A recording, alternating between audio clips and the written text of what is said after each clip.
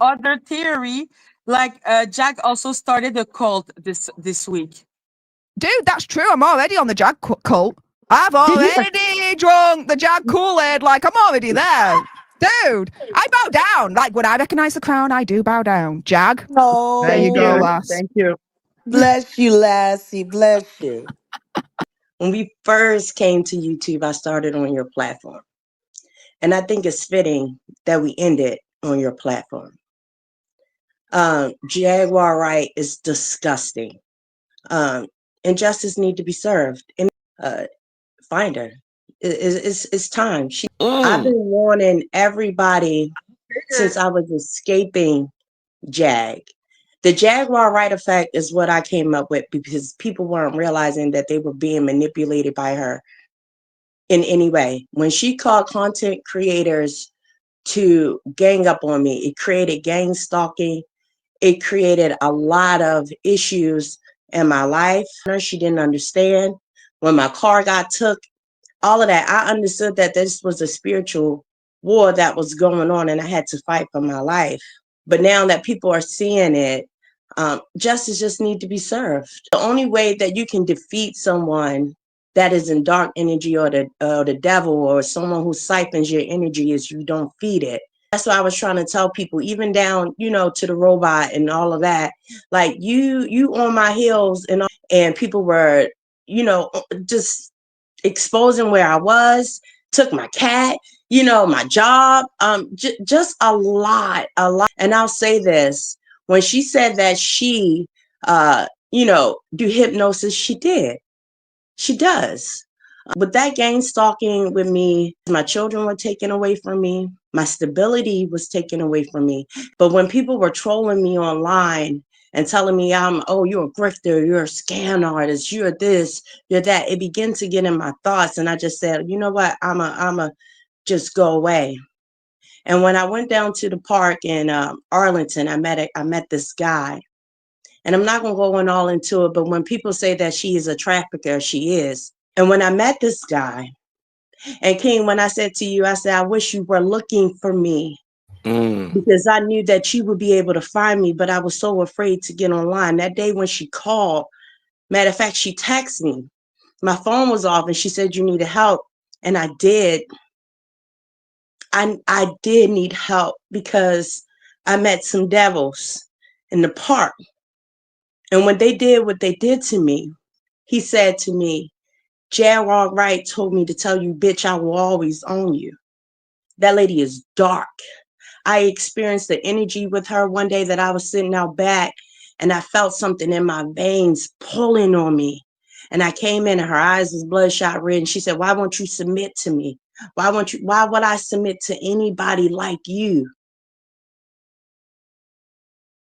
Game of Thrones, I actually can't watch because anything that has any sexual violence in it, personally, I can't watch because I I've gone understand. through that myself. So I just can't.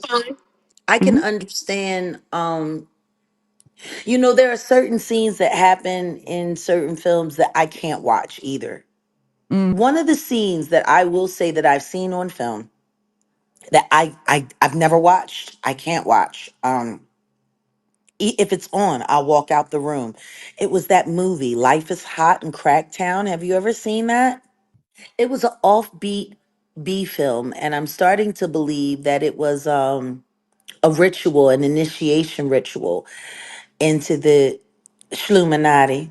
Basically, it's just a story of literally the first 10 minutes of the movie is him